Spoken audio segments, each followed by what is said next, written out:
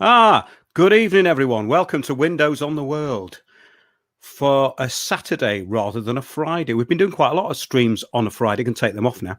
We've been doing quite a lot of streams on the Friday, bringing them back, mainly about restoring our rights. But one of the things that we've been consistent about in our shows is looking at the influence of negative entities. Now, whether this is a corporate entity or a demonic entity, there's very little difference in the actual effects. We're in psychological warfare at the moment, and our overlords are basically technocrats. The silicone tech demons is really what we're up against, and they have announced that lockdowns could go on for another 12 months. Now, it's clear that the pandemic narrative is just a narrative. It is merely a smokescreen, because the induced gaslighting of the public to keep them under control while a global health security system is put in place is what has been going on since last March. So for them to say we're going to be in lockdown for another 12 months, well, how would they know that?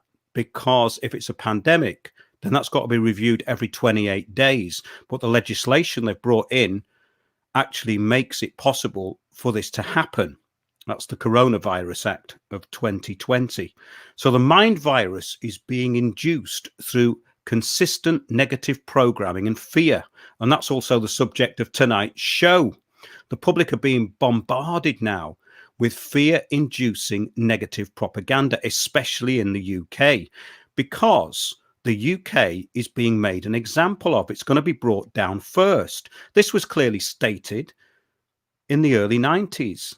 And even before that, let's go back to Our Common Future, where it was also the subject of sustainable development. Sustainable development came out of the document known as Our Common Future. And it was brought into the Rio Conference of 92. What's all that got to do with what's going on? Because COVID-19 is a driver of global governance, a bit like climate change is a driver of global governance. And we've been discussing this on our shows. We've been talking about the nature of pandemics. We've been talking about the nature of what is really going on. The world population, though, are being controlled. They're being controlled through a mind virus, a virus of the mind. And basically, this is all about black propaganda. The Scientific Pandemic Influenza Group, have you heard of them? They instruct the Scientific Advisory Group for Emergencies, SAGE, and they say that the activity of the public is allowing the virus to spread. So the mind virus is very real. They, though, like all demonic entities, want more and more control and more power. Their instructions make no sense. None of this makes any sense. They say in order to achieve what was previously achieved back in March, we need to get stricter. Nothing was previously achieved back in March apart from the destruction of all inalienable rights and now the end of all rights. If the victims comply, well, basically, that is up to them. It's about consent. And a lot of what we're going to be talking about tonight is consent and implied consent. But demonic corporate bodies are made up of sold out and possessed drones, and they do not deal in truth or facts. And that's what we're in, the post-truth world, and how the public are being made to behave through fear, which is not consent. So the World Bank and its minions are rolling out a global system to control and manage all using this pandemic narrative to keep the public scared, compliant and distracted. They even offer a glimmer of hope, then snatch it away at the last minute, just like they did over Christmas. And at the last minute, they further demoralize the population, gaining even more power through submission, despair, and defeat, just like demons do. The mind virus is the work of demonic entities. Our previous shows, I've got a few notes here because I want to keep it quite tight. Our previous shows on the presence of other worlds have featured Jerry Marzinsky, our guest tonight, George Jagartic, and also Sherry Swiney. And we've been discussing this for the last couple of years, the influence of negative entities and what we can do about it. Negative thoughts, negative voices, where do thoughts come from? Where do our thoughts come from? With learning and awareness, it can be deduced that consistently negative voices and thoughts come to us. Where do they come from? Extreme negative thoughts and impulses are an intrusion into your awareness, into your energetic field. This can happen with differing degrees. Negative thoughts, interferences, things that interfere with your energy field. We've all had this, but it's on different levels. Negative entities which sort of temporarily take over the true essence of their victim, onto the extreme end, which is kind of all-out demonic possession, which has been talked about for thousands of years. In the Nag Hammadi scriptures, which were found in Upper Nile, Egypt, around 1945, they were basically a selection of 13 codices, leather-bound, and they talk about the interference through archons, which just means leaders, really, or magistrates, people who are in charge. In a way, that's a bit like the technocrats of today. They are the archons of the old world. The negative impulses, voices, and even putting demonic energy into the energetic field. Now, this may sound a bit esoteric until you actually think about it as a psychological operation. We're in a massive psychological operation, especially in the UK. We are being made to be compliant. The current gaslighting and constant fear-inducing narratives, basically it's psychological warfare. The real virus unleashed by the negative rulers and their global action plan is actually a virus of the mind. Yes, the Nag Hammadi scriptures state that the rulers have always known this. There is no difference. They say the rulers fight against the inner person, which is your essence. So basically, the whole idea of a communitarian system is to make you part of a hive mind so you don't have any individual thoughts. Therefore, you will be opened up to groupthink, which is, in a way, intrusion. And that's what we're talking about here. Anything that intrudes in your energy field and without your consent is basically negative or demonic energy. The Nag Hammadi scriptures sort of reiterate this. There's a psychological war for the control of minds to create the global mind virus, which will bring about compliance through fear to force consent into the dystopia that we're going into at the moment. Now, this will only work in favor of the technocratic tyrants who are imposing it. See our previous shows. We've done loads of them on this. They themselves, though, are soulless automatons. We talked about that in our last show. When we talk about people who are running, say, the World Economic Forum, these people do not think in an organic way. They think in an artificial intelligence way. So those of us who can think organically can usurp the narrative. The negative voices attacked through the TV and the media. The media is gaslighting the public to an extent that's never been known before. Now, before I introduce Jerry Marzinsky, jerrymarzinsky.com was a psychiatric practitioner for 35 years, was Jerry. And he's been on many shows, and we've had the most fascinating conversations on this subject that I've ever had, because very few people in the psychiatric profession will touch this subject. Let's just go through some patterns of what negative voices actually do. Now, we can run the whole gamut here of those thoughts that come into your head, those thoughts which are extraordinarily negative, and you think, where did that come from? Well, it didn't come from your true essence. It interrupted your energy field. This seems to be the way it works. But if you open yourself up through trauma, abuse, drugs, or alcohol, then negative entities can actually jump in and take over. And that's called possession. And that's very serious. And that takes an awful lot of effort to remove those sort of entities. But that's at the extreme end. But if we look around us, we see most people are having more and more intrusions of negative entities, which is why I'm doing this show tonight. But Jerry has got some notes here, which I'll just bring in before we get on to talking to Jerry. The voices consistently battle for increasing control over the individual's mind and action.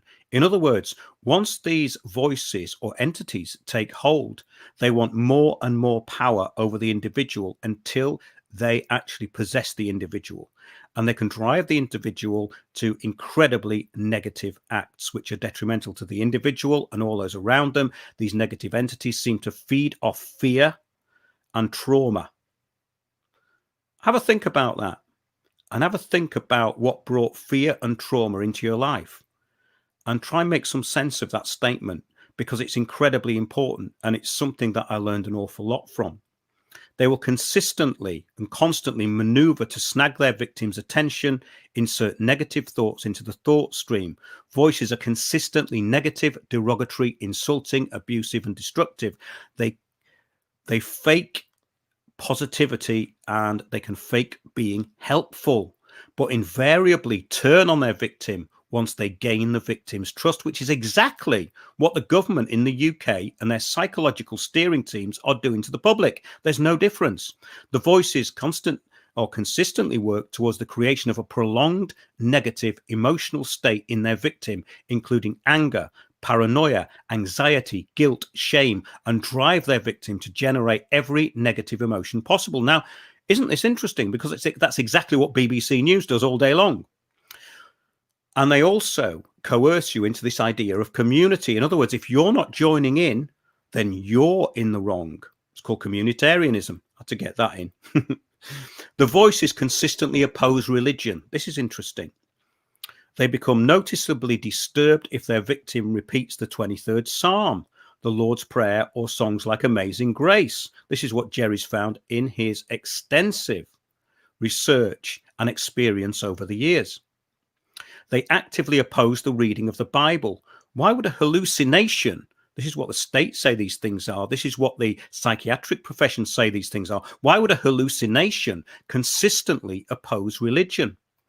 The individual's energetic state noticeably decreases after a severe attack by the voices. If the voices are present constantly, the victim will remain in a low energetic state, which means a vulnerable state, and a worn out state, a state where the victim cannot recover. Many have reported they can feel their energy being drained when the voices show up. The voices consistently get louder and more prolonged after sunset. This is quite a phenomenon, because I've known people who've gone into extreme trauma and had extremely destructive thoughts, including self-harm, all sorts of really violent, self-destructive actions take place often after 3 a.m. in the morning. And this seems to be quite consistent. The voices block or divert any effort the individual makes towards positive spiritual growth of any kind. That is really important. Now, isn't that what the media is doing to us at the moment? That's exactly what they're doing. The voices consistently advise their victims to behave in ways that will increase their turmoil and suffering, because these negative entities are feeding off their suffering, the trauma. This is energy harvesting, which is exactly what's going on globally at the moment. The voices constantly work towards increasing the control they have over their victim, constantly maneuvering for a myriad of ways they commonly utilize to command the attention of their victim. So it gets harder and harder to ignore them. The voices are capable of gaslighting their victim. The voices are capable of accessing virtually every negative event in the individual's memory. They have absolute insight and control over everything that you think. This is really fascinating. They know everything about you, and they will constantly attack anything positive about you and really accentuate anything negative, to the point where you feel you are absolutely worthless, which is where you are completely vulnerable to their control, of course. The voices do not want their victim to speak to others about them, and will do everything in their power to have their victim isolate themselves for any who care about them or are willing to help them. Now, this I find quite interesting, because conversely, if you are completely aware of your energy field, you often want to be completely alone, because nothing can get in. This takes us back to what we were talking about with these Nag Hammadi scriptures. I found this was a constant theme, that there was a unified effort to keep out negative entities. And if you are not vigilant to start with, then they can get in. But once the awareness takes over and you have awareness of what's around you and your own energy field, you will be more aware of when these entities are trying to get in. Of course, through drugs, that opens it up straight away because your awareness is gone. Through abuse, it devastates you. It cuts basically right into you. I know a lot of people who've had abuse and trauma in the past, and often it's a wound which cannot be healed. Therefore, those people have to be extra vigilant because that wound will not close.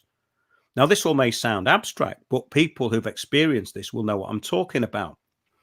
The voices will use against their victims any deceptive and upsetting lie and manipulate their perception in a way to generate negative emotional energy. Exactly what is happening through the media. Once again, the voices get louder if they are ignored. And psychiatrists consistently tell their patients to just ignore the voices. The voices will steer the individual away from anything that makes them feel good, with the exception of anything that would addict them. So the voices will tell you to get more addicted and lose more control, basically, of your own awareness. They can negatively influence your feelings without saying anything, which results in the generation of negative thinking. So remember, negative entities have access to your complete memory bank. And that is something that's going to come up in this show, something I've helped someone with quite recently. And I've spoken to Jerry about this, and I think it averted a suicide. I can't be certain of that, but the person on the end of the phone was going to kill themselves. And I went through a simple process, which Sherry, who we're going to be speaking to tonight, kind of pioneered. And Jerry will talk about also. And we're going to get into that. We haven't mentioned it in the previous shows, but we're going to give a big update tonight because our special guest, George, has some news for us. But let's just finish this off. The voices short-circuit reason by urging a knee-jerk negative emotional reaction to stressors, often damaging to relationships. They will damage the relationships around you. If the victim allows themselves to become bored or basically empty, there's a great line in the Nag Hammadi scriptures, I think it's in the book of James, where it says, "Fill yourself, for those who are coming will invade you." I'm paraphrasing here, but that's what they're saying. So if you haven't got that awareness and you're not full with your own self, I'm not talking about egotism here, I'm talking about your own awareness, your own energy field, and being aware of it, then other things will try and fill it for you, which is exactly what the media does to at the moment, right? The voices disguise themselves as their victims' thoughts, making it difficult to identify them as the enemy. The intent of the voices is different from the intent of their victims. The voices make their victims forget or use or take for granted the tools designed to oppose and weaken them, diverting their victim into other activities to distract them from any opposition. So yes, these are just some of the points that Jerry has brought up. The voices will consistently attempt to convince their victims that they are stupid, ugly, worthless, unlovable, a burden to others, and everyone would be better off if they were not around, which is exactly the idea of the Global Action Plan. That is Agenda 2030 in a nutshell. Get off the planet. You're polluting it too much. So basically, we're talking about demonic gaslighting.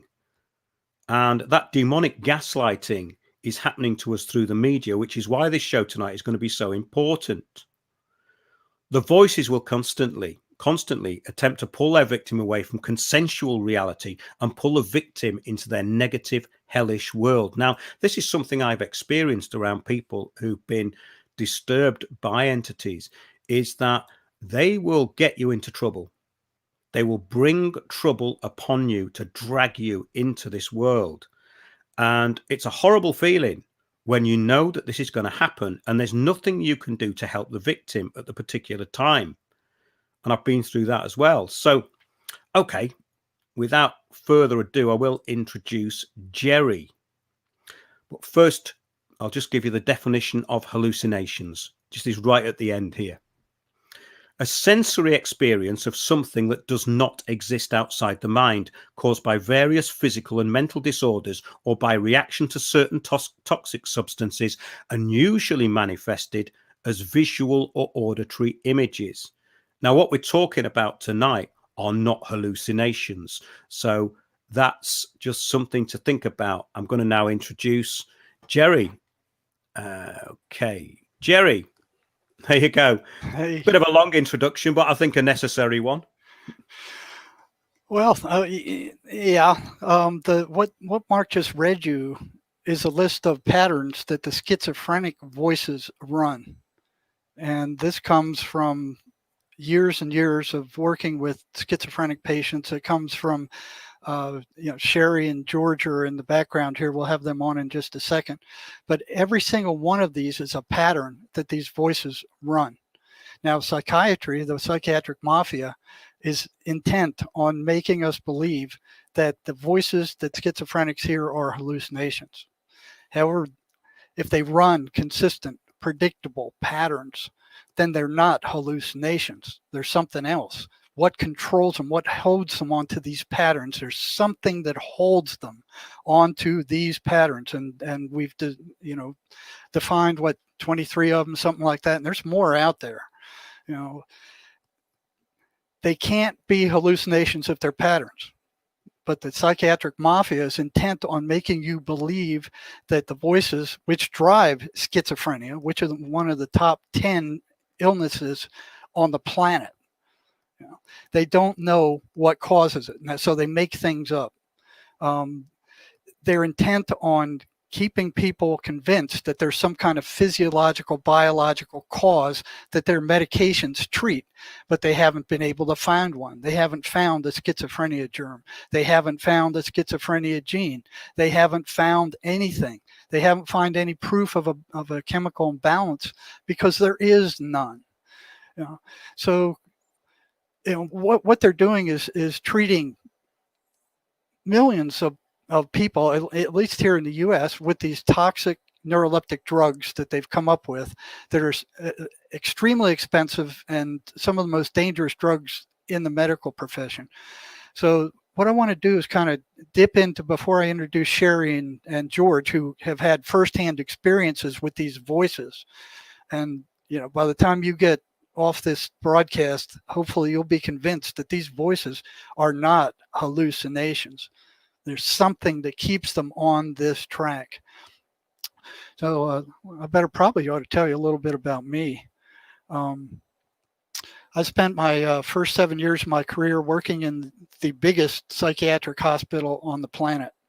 When I got there, I think there were close to 10,000 patients there. It sprawled over 200 acres, and there was every mental illness on the planet in there. I was an adrenaline junkie, so I found that interesting. And I started talking to schizophrenics. And when I first got there, it was like I believed, school taught me that the voices were hallucinations. All the books said they're hallucinations. All the professors said they're hallucinations. 4 years of undergraduate school and 4 years of graduate school, the voices are hallucinations. I mean, so by the time you get out of the formal academic training and get a BA, master's degree, PhD, or psychiatry degree, you're convinced that the voices are hallucinations. I mean, that's what they told you. Why would they lie to you? But in fact, they have. They have no proof they're hallucinations. They only, what do they say? Declared it. They hereby declare that the voices are hallucinations with no research, no background. They don't even ask these people about the voices they're hearing.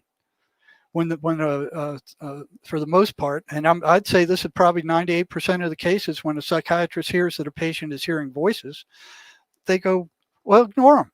They're hallucinations. Your brain is broken. You got a chemical imbalance. You're forever flawed. You're a defective individual. Here, take these toxic drugs and, go away. And those things are extremely expensive. So what I want to do is get into here briefly before introducing George and Sherry. a little bit of the background and the history of the psychiatric mafia, who given their way of doing things, they would drug everybody senseless. I mean, you can't virtually walk into a psychiatrist's office and not come out of there with some kind of drug. You know, it's kind of like, well, you don't have any responsibility for your feelings or your mental health. We'll handle that. You just come over in here, we'll handle it quick. You take this drug, blah, blah, blah, and pay us $1 million and you're out. So let me regress back to the 1800s. You know, back in the 1800s, there was a raging battle between psychiatry and neurology. Psychiatry was the stepchild. Neurology was making scientific progress.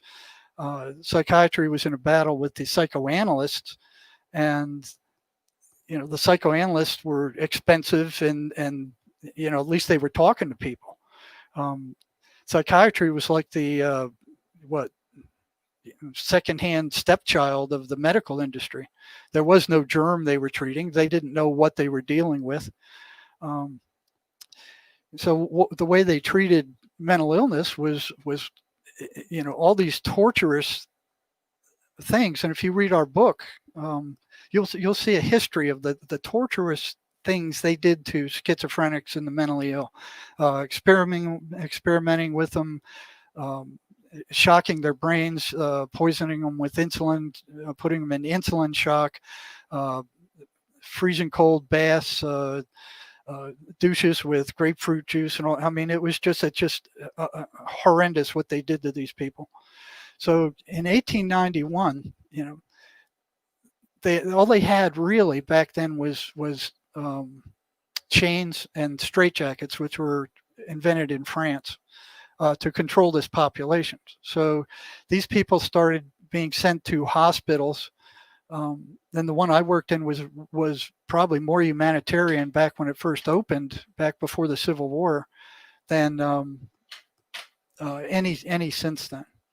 So from going from that hospital, I entered a PhD program, and from there moved down to Arizona, where I went to work for a county hospital doing psychiatric crisis. From there, I went to work in a mental health center, the biggest mental health center in Arizona. Then moved to the state prison and the psychology department, you know, working with the criminally insane and prisoners of all kinds. I spent somewhere around 17, 18 years there. And it was there where I could really get to experimenting and asking these patients questions. In the state hospital, it was like if you upset one of the patients, everybody wants to know, well, what'd you do? What'd you say to him? What happened? It was like the unwritten rule is you do not upset psychotic patients, because basically you never know what they're going to do, and psychiatrists were always getting beat up by them. Not everybody else, you know, attendants, but mostly psychiatrists, and we'll get into that later. So if I tried to ask the schizophrenics at the state hospital questions about their voices and they got upset, it was like a red light. I mean, it's like, you better watch out. You know, you're upsetting these guys. That's something that should never be done. Twice, psychiatrists at the state hospital found out I was asking patients about their voices. I was pulled up before them onto the red carpet and told that the voices were hallucinations, that what I was doing by asking schizophrenics questions about what the voices were saying, because nobody else was. They said I was making them worse by reinforcing their hallucinations. But by then, I strongly suspected they weren't hallucinations. So here they were trying to suppress me from asking these people about the number one primary symptom of paranoid schizophrenia, the voices they hear. They don't ask them what the voices say. You know, the only time they pay attention to it is if the schizophrenic says, "Hey, I'm thinking about suicide." Then all of a sudden the voices become real. I mean, they jump like they're stuck with a hot poker. They throw them on suicide watch, fill them full of drugs because they don't want a suicide on their watch. So it was at the prison where I surrounded myself with criminally insane patients who were schizophrenic, who we had an agreement that they would tell me what their voices said in real time. So it was the first time I really got into the world of schizophrenics, and it got very, very strange. You think the phenomena just stays in their head, but it doesn't. And it got very scary at times, very scary, especially working with criminally insane. It was like walking on a razor blade. I had an agreement with them that I'd help them out all I could, and gave them access to my office if they were running into trouble. The exchange was they had to tell me about their voices in real time. And sometimes they'd say stuff like, yeah, the voices are telling me to kill guard Joe Blow because he disrespected me in front of other people. So things like got a little hairy. It was like walking a razor blade at times. So it took a while to learn how to talk to them. But once I did, these patterns that we're talking about started emerging. And I'm thinking like, okay, what holds them to that? At the same time, I'm watching psychiatrists insisting that the voices are caused by a chemical brain imbalance in the patient's head, but never giving them any kind of test, any kind of lab work, any kind of anything to determine what is out of balance and by how much, ever. And then I found out after questioning them that they don't have any such test to measure. They don't even know what the chemical imbalance of the brain should be. And here they are pushing this chemical imbalance fraud. So let me go into the history of the people who were doing this. Back in the early 1800s, there was a battle, like I was saying, between psychiatry and neurology. Psychiatry was losing badly. Neurology was a real science, and psychiatry just couldn't get a grip on anything. In 1891, phenothiazine, a derivative of a dye that was found in a European dye lab. It was found by accident. They found that it could work as an antihistamine, as an anesthetic in surgery.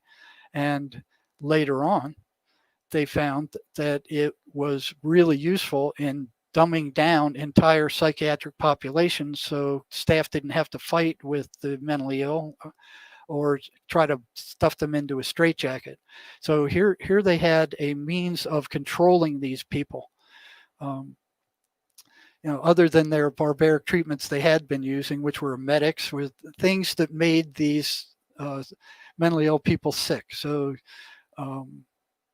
emetics, they'd make them nauseous. They'd get sick and they'd throw up. And you know how you feel after you throw up. You don't feel like doing anything. You're just sick. They were using insulin shock. They found that if they pumped these poor people full of insulin to the point where they went into shock, they were worn out and they didn't have any energy to listen to their voices and cause trouble. They went to ETC, which is electroshock therapy. So they put electrodes on the side of the person's brain and then run, high voltage or low amperage, high voltage through the person's brain, and it would wipe them out. I mean, it's like stunned. It stunned them for days, and they shut up. They didn't cause any problems. And it was more the attendants in the psych hospital that had control over that. They'd go to the psychiatrist and go, hey, Johnny B over here is causing me a lot of trouble. I think it's time for another shock treatment for him, and they'd be put on the list. The worst of what they did is in Europe. I think it was. I'm not sure if it was Germany or not, but they in a lab they had a angry monkey, a hysterical monkey that was violent. And what he would do is he'd throw feces out of the cage at everybody. So what they did is they got him and they pithed its brain. They went in with a nice pick kind of thing through the corner of his eyeball, jammed it up into his prefrontal cortex up here, and scrambled his brain. And when they'd done that, they found out they had a virtual zombie on their hands that they could do anything they wanted with, and that worked out fine for him. So that started going big time here in the U.S., and we write about it in our book. They even had a lobotomy mobile that would travel the country and do these lobotomies. And I saw one patient at the state hospital that had one, and my initial thought after talking to him was he's not quite human, and I couldn't put my finger on it, but there was something bad wrong, And they did this to thousands and thousands of patients with their lobotomy mobile traveling around the United States, scrambling their brain. Here you go, psychiatry in action. Basically control and power again.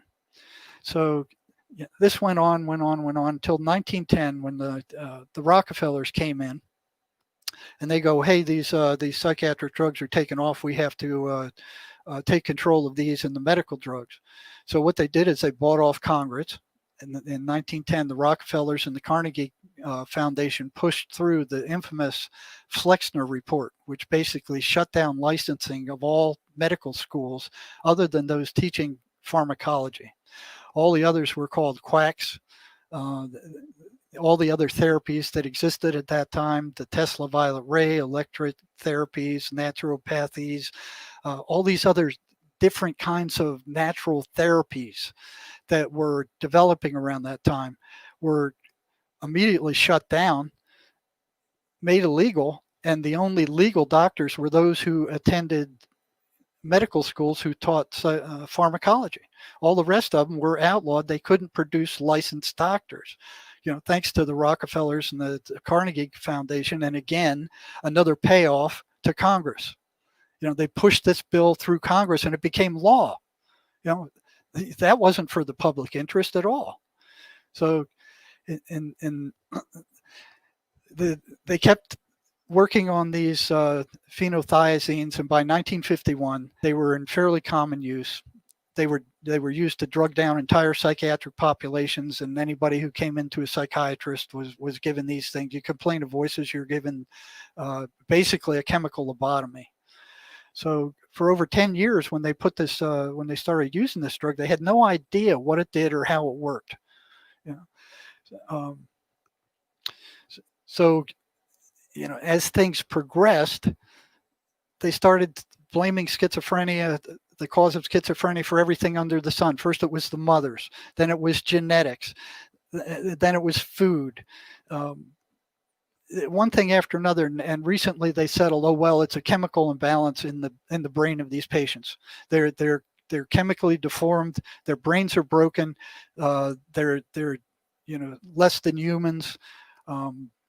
Here, take these drugs and get out of our face. So they're making like 3.7 or 4.7 billion dollars a year right now, just selling antipsychotic drugs, which for the most part are major tranquilizers, except for some of these atypicals that, from the patients I talk to, don't work at all. So here's millions of people all around, many millions of people all around the world taking these antipsychotic drugs. And what they found is, upon autopsies of these patients, they found their minds, their heads, not their heads, but their brains had shrunk, noticeably shrunk. And this occurred time after time after time.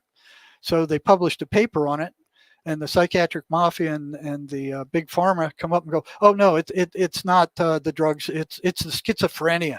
The schizophrenia is doing this. The schizophrenia is shrinking their brains. It's this disease that's doing it.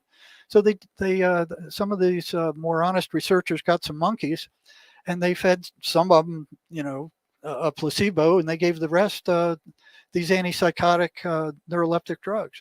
They found out that consistently the monkeys' brains had shrunken also. And this is what they're giving to millions and millions of people all over the world right now. It rots out your peripheral nervous system. It shrinks your brain. It causes permanent physiological damage, and only should be used by patients who can't in any other way control themselves, or have to be controlled. And if it is used, it should be used temporarily until something else can be put into place. So what they did is they denied all this stuff. They continued pushing in their advertisements. This is due to a chemical brain imbalance, and our drugs fix that or temporarily balance things. So in 1996, they weren't curing anything. These drugs didn't cure anything. For the most part, at least the earlier ones, when I was around, they sedated. There were major tranquilizers. They weakened the voices and they calmed the person down. Right? So they did work in that way. So here comes the psychiatric mafia had taken over, and Big Pharma had taken over the National Institute of Mental Health by this time. It was driven by Big Pharma. By 1996, it was driven by Big Pharma. And it's well on its way toward the wholesale conversion of biological and genetic theories for the cause of schizophrenia and all mental disorders. Because they had to be biological to have a drug that would affect them. So they had to keep convincing the population that there was some kind of biological cause, which they have not found. They haven't ever found, and they never will found, because they can't conceive of a illness that has no physical cause and no physical cure, like schizophrenia.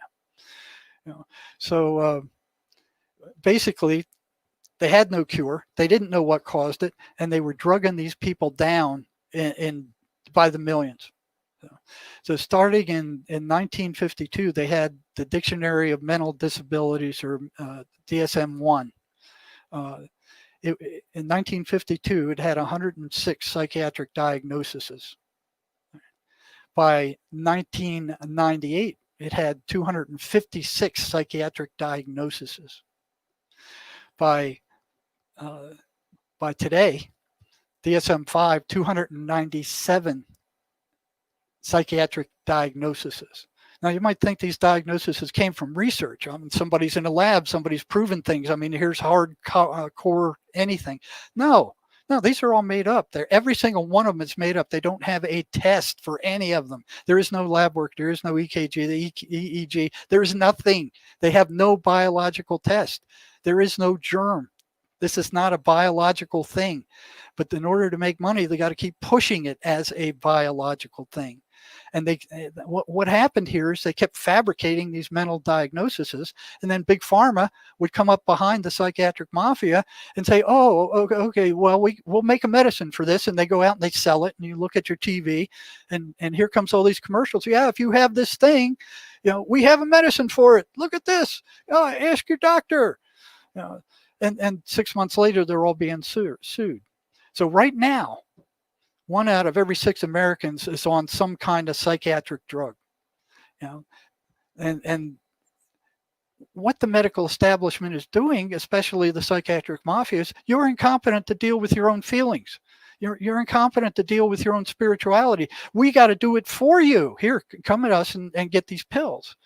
Now these doctors, these pills are some of the most dangerous out there in the medicine is using. So this quote comes from Dr. Peter Brigham from his book Toxic Psychiatry. Now, he was one of the big wigs in NIMH, but he would call him a psychiatric whistleblower. I mean, he just comes clean with how dirty this whole discipline is. So he says, if you believe you must take neuroleptic drugs, be alert for any danger signals that your body isn't responding normally.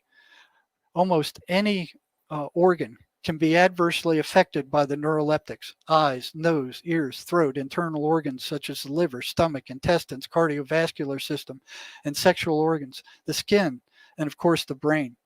A small percentage of patients suffer disastrous consequences such as neuroleptic malignant syndrome, sudden unexplained death, cardiovascular crises, seizures, heat stroke, and overheated institutions. And then he goes on to say, these are among the most dangerous medications ever used in medicine. Now, do you think psychiatrists tell people what the side effects are? I haven't seen it. And I've been out there for 35 or more years. Very seldom will they tell the patient what to watch out for, what the side effects are.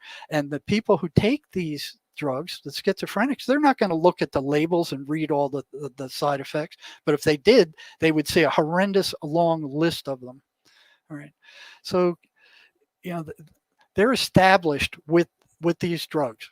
They're not looking for a cure. They don't make any money on a cure. Since 1980, the standard estimate of how many schizophrenics were in the United States was 2.8 million. When the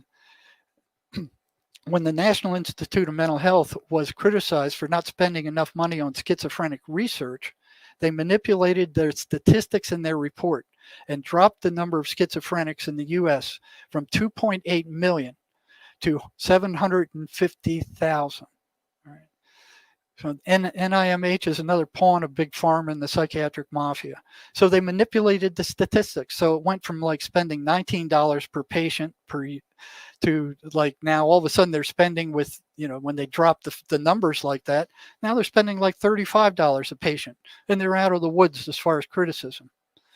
So their meds don't cure anything. There is no chemical imbalance. They haven't ever found one. It's been disproved. There's a lot of research papers showing that it has, but they're still pushing a chemical imbalance in their advertisements for these drugs. And they're manipulating whatever research comes out. Any research that comes out that says there's no chemical imbalance, no gene, those aren't published. Those are shot down, or they're manipulated, or they're changed somehow. Big pharma's drugs don't cure anything. They merely suppress these symptoms. They're dishing out chemical lobotomies to these people. And some of them have said, after coming off these drugs, I mean, these things damage your brain with long-term use. I had one fella said, I have like this vacancy in there. Something's gone. So these antipsychotic drugs are chemical lobotomies. It's like, okay, we'll relieve you of the burden of consciousness. Here, pay us hundreds of dollars for these pills. And matter of fact, they cost more higher in the United States here than they do any other industrialized nation on the planet. And the cabal have made sure to that, the psychiatric cabal. And again, they've paid off Congress. They have one, for every congressman, they have virtually what do you call those guys who go in there and influence these people. So they don't want a cure.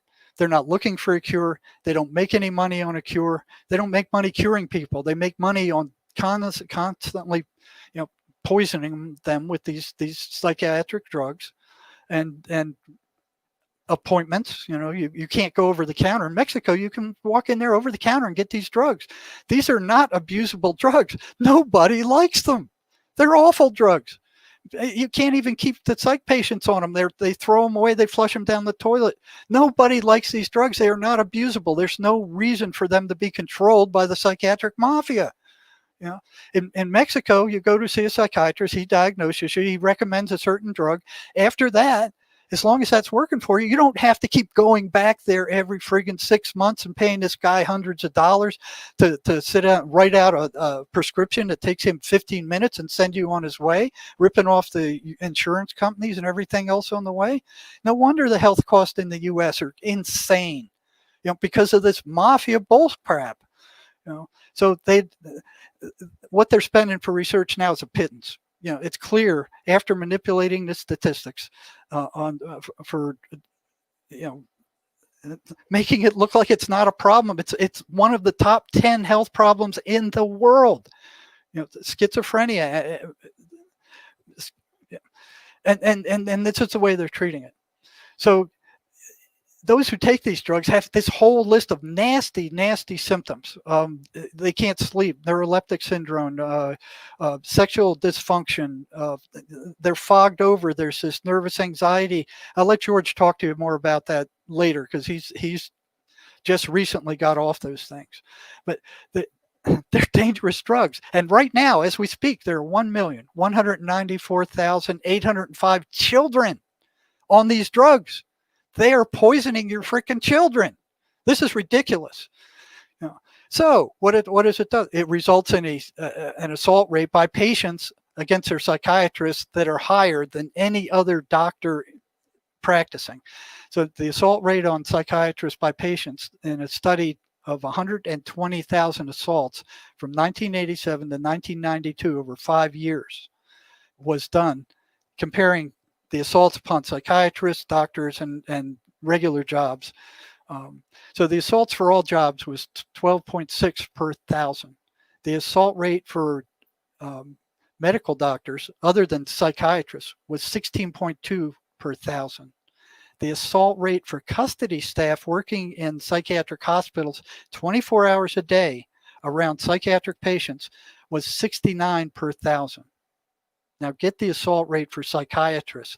Most of these psychiatrists spend 15 or 20 minutes at the most talking to their patients. So when I was working at the state hospital, I'd go, they're only spending 15 minutes a session with these. What are they doing to piss these guys off in 15 minutes where they're getting slugged all the time? And you would look and it was only the psychiatrists who were getting slugged. It wasn't the counselors. It wasn't the psychologists. It wasn't the psych nurses.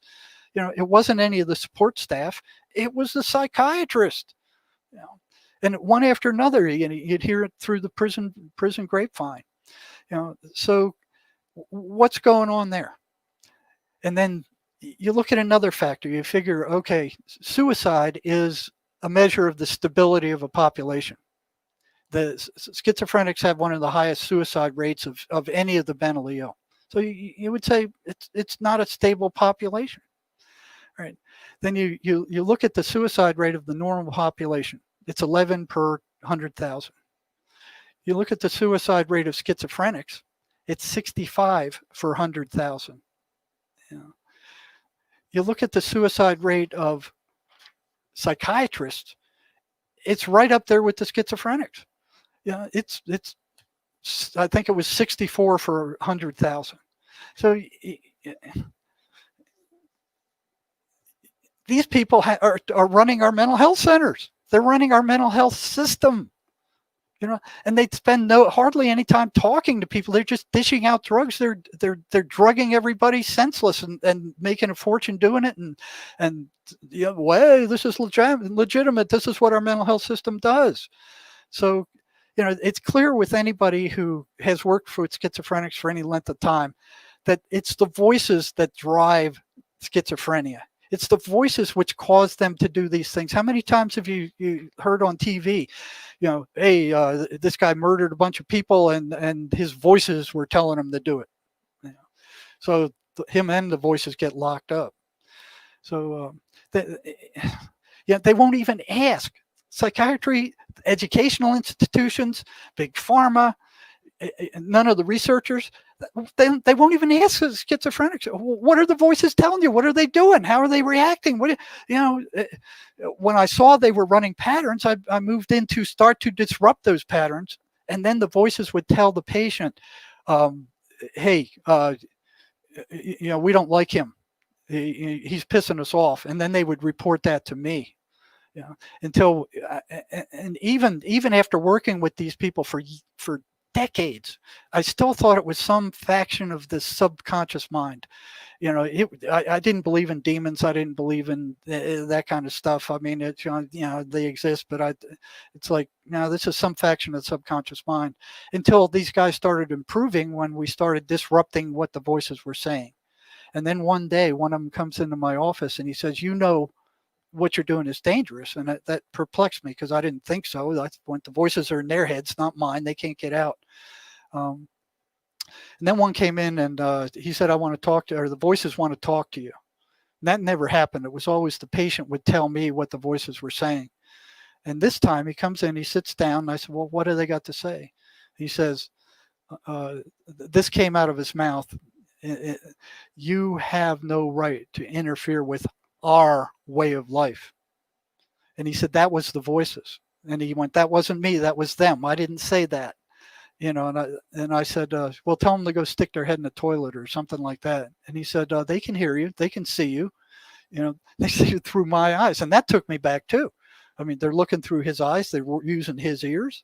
It's like, whoa, man. When he walked out, I was in shock. I went into shock, and it got worse it got crazier from there. There were times where I felt I was actually going nuts.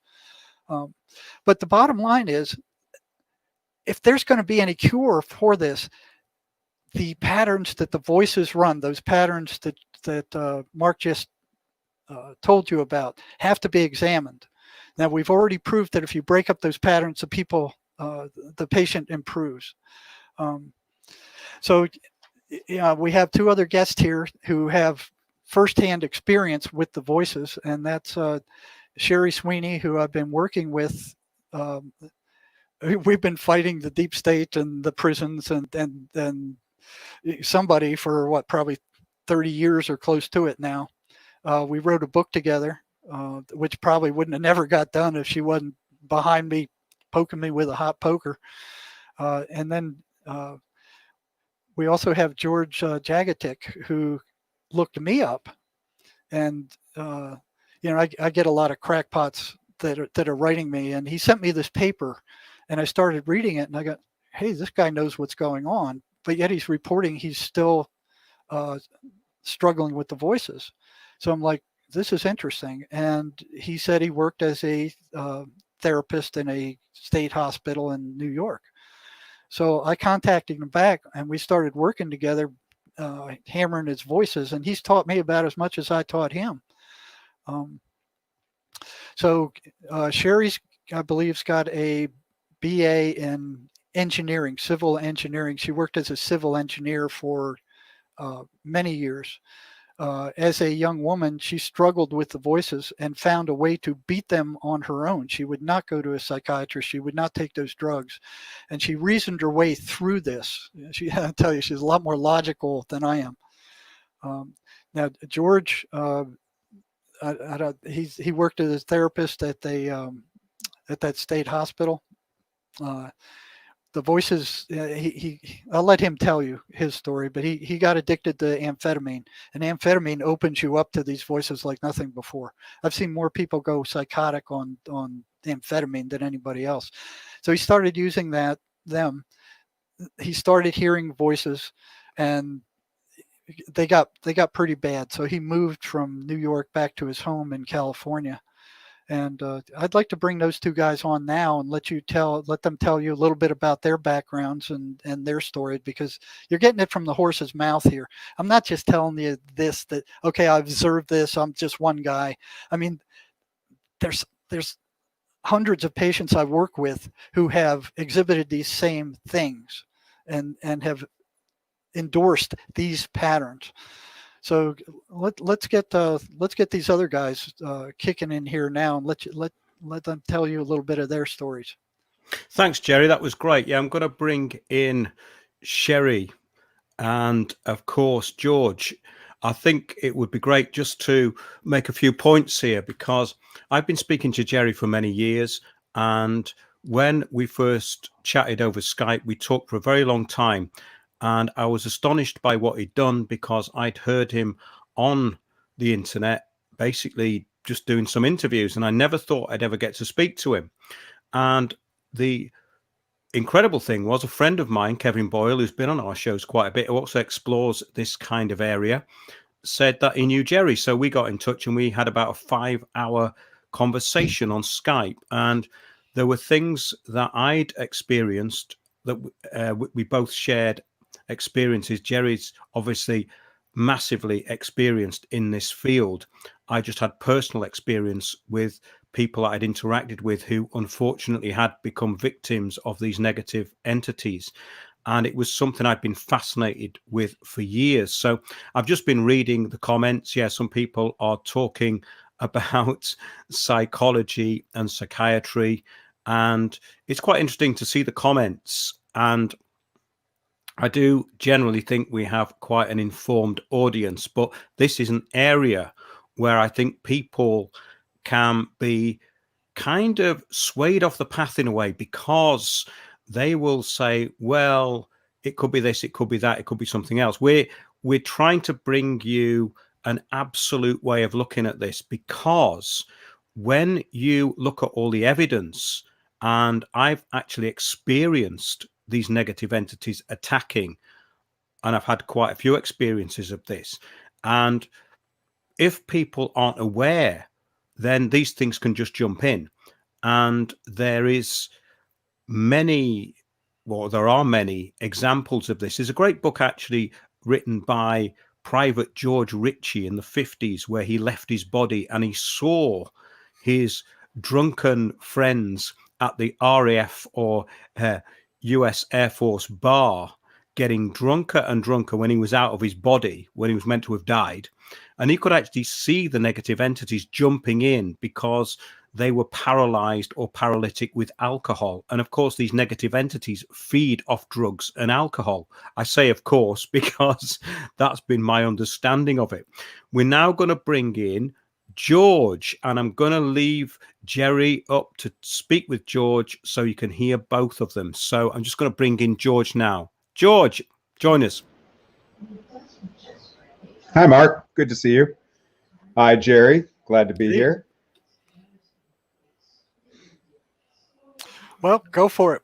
If you can relate any of your experiences to any of these patterns to make it more real for the people who are struggling with this stuff, and you had an incredible, one of the things that happened is these people almost always struggle with what are the voices, where they come from, what are they, what are they doing?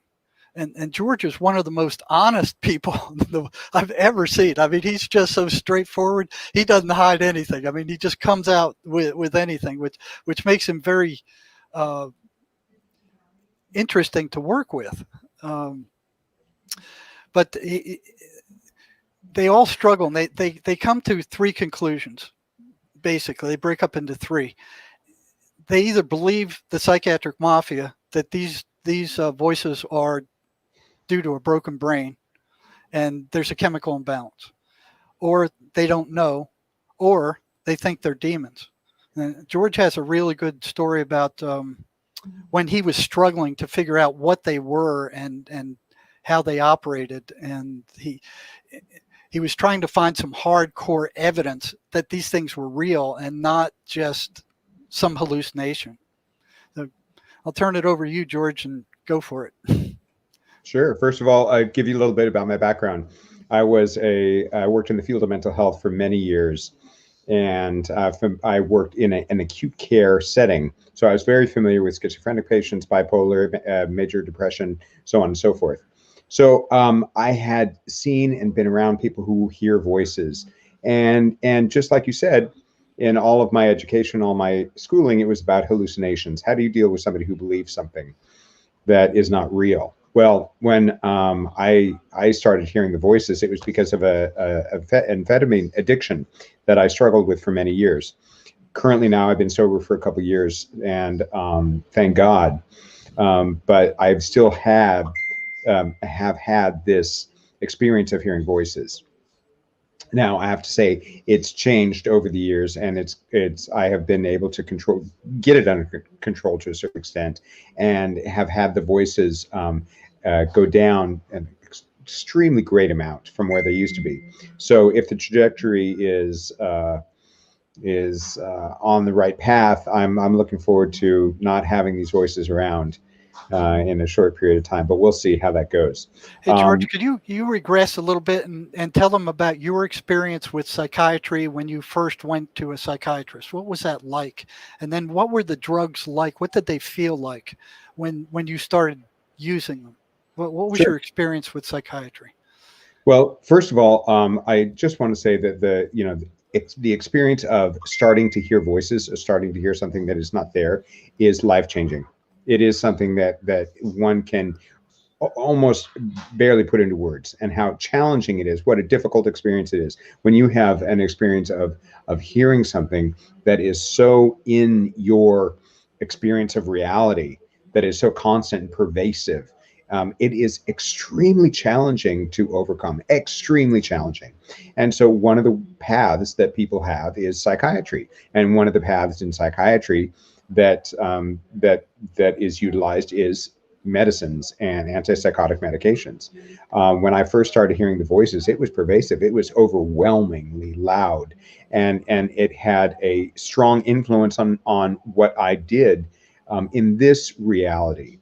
And so I needed to get that under control, and I knew that one option was psychiatry. So I went and I got prescribed medication, and that medication had some really, really, really awful side effects. Such that I couldn't sit down. I always had to be moving. It messed with my sleep patterns. Sometimes it got me really, really exhausted to where I couldn't move, and so it just messed with my sense of stability. I think chemical stability is what it felt like. Did it get rid of the voices? When I first started taking the antipsychotics, the intensity of the voices went down, I would say about 20 or 30%. but I eventually weaned myself off of the antipsychotics, and being off them at this point has not had any great detriment or positive effect. I think over the couple years that I have been hearing it, the things that have been the most influential are the things that I have done to heal myself in other ways, in my own sobriety, in my own spiritual world, in my own ability to retain my sense of self in my mind. And I think that was brought up earlier. That sense of self you've got to hold on to, because what you are experiencing, for somebody who hears voices, they're hearing words, and the words have meaning, and the sentences and the storylines that get built up create your reality, and they change and they alter how you think about this reality, and they affect your behavior, and that has a huge influence. That influence is it can be frightening. We've talked about it, how voices can say go out and kill somebody, and people will follow the voice's orders. And I think there's that sense of control that the voices have always wanted to establish within me. But maintaining my sense of self within it and keeping the voices separate has been my way of maintaining a certain sense of stability and sanity, and has lessened the severity of what I've been hearing over the course of the years. So, George, how did you come to the conclusion that these things weren't your thoughts, but were actually something exterior to you, something that didn't belong in your head? How did there's usually a struggle there? Could you tell us about that struggle? Well, I mean, the entire story is a little complex and convoluted. When I first started hearing it, it actually sounded like something coming from in the room, and I thought it was the neighbors who were speaking. I was living in a New York apartment at the time, and as time went by, I realized it wasn't in the room. I realized it was in my head, because I could think a response, and the voices would then answer. And I thought, oh, okay, so this is internalized. This is something that's happening inside of me. At that point, I thought, okay, so this could be unconscious material. This is stuff that I'm creating that is coming from me. And that was what I learned in school. And so as in the initial stages of hearing the voices, that relationship that was a curiosity. It was like, well, what is coming up from me? And there was stuff that was coming up that would interact with me in ways that I would never interact with myself, telling me that we're going to kill you, we're going to hunt you down, we're going to shoot you when you go out, things that got me scared. And I thought, well, why would I be doing that to myself? Okay, so to this day, I have no idea where these voices are coming from. I have no idea. What I do know is that they are absolutely 100% ego dystonic, which is separate from myself. Now, how do I know that? Over the course of the years, there have been a number of instances that have come through that have proven themselves to be not from me. For example, in the beginning stages, I was very paranoid, and I thought the voices had some control over what was happening in my computer. Well, I wanted the password changed, and I didn't want to know what the password was, so I called somebody over to change the password. I went in the other room while they dealt with the password change, and was washing my hands in the bathroom, and one of the voices said to another voice in my head, he's changing the password to password. That was new information. It was absolutely something I not only did not know, but did not want to know. So I immediately went out to my friend who was changing the password, and I said, are you changing the password to password? And he looked at me, he said, yes, how did you know? And I said, well, the voices in my head just told me that. So that was one example of a way to show me that this was something that was outside of my head, and to prove to that. There was another example one time where the voices told me, you're going to be scared when the electricity goes off 3 times. And not a week later, but in the house that I was living in at the time, the electricity went off 3 times that day, and that has never happened before. So there was a predictive quality to what I had heard. Now, where this comes from, how this comes about, what these things are that were predictive, that were telling me things that somebody else was doing, I have no idea what they are. I know that they're not me. And I think what a lot of people get confused is that you can have a voice to your own thoughts. You can have a voice to what is going on in your head, And if you don't separate out, if you aren't able to discern that there are other voices that can come in, intrusive voices that can interject their own motivations, their own intention into what you're thinking, you begin to think that those are yours. And that's where it gets confusing, and that's where it gets insidious, because if you begin thinking these negative thoughts, if you begin thinking these awful things that aren't necessarily you, go kill yourself, go kill somebody else, this person's out to get you, this person doesn't love you, it changes how you behave, and it degrades a loving relational aspect of being in this world, being present in this world. And I think that's what's the main thing that is so important. Is I always held on to the priority of this world, the priority of sense of self, and the priority of what was real in this world, and I discounted what the voices were saying. As soon as I began to realize I was dealing with some kind of an entity that was being intrusive on me, and it was interesting in my story, I think, that at the beginning, when I first started hearing the voices, there was a back and forth. There was a positive and negative, and there were elements of the voices themselves trying to win me in, to pull me over, to get me to buy into what they were saying. Well, after a while, when I was relating to them and I was having some kind of symbiotic relationship, it would turn and it would get nasty and it would get ugly and it would get very dark. For example, one time the voices were teaching me how to cleanse myself in a way that like for an exorcism or for a baptism. And then I made it all the way to church, and then the voices told me to urinate in my pants before I went into the church. And so it was, you see what I mean? It was like, it started off really nice that we're going to church, we're going to do this good thing. And then it got really bad and it got really dark. And it was like, okay, wait a second. This is just not the end product of something that is supposed to be good, supposed to be loving, supposed to be of God. Because at first, that's what the voices told me. They said, we are the word of God. So I said, I don't think so. I don't believe that. And then they said, you are Jesus. And I said, no, I'm just George. Again, I held on to my sense of self. And that sense of self really kept me together through this experience that was pulling me in and out of this reality. And it pulled me in and out in different ways. And ways initially that I went along with. And then up to a point when I saw that it was about control and it was about wanting me to do things that were against who I was, I put my foot down and I said no. And I one of the reasons that I'm here today to talk about it is not to say I know what these things are, here's what it is, because I don't. I can't prove what it is. I know that there is something that is real, that is intrusive in my mind and has an intention, has a thought process behind it, and has for the most part, there has been a huge amount of negative influence or attempts to be negative in my life.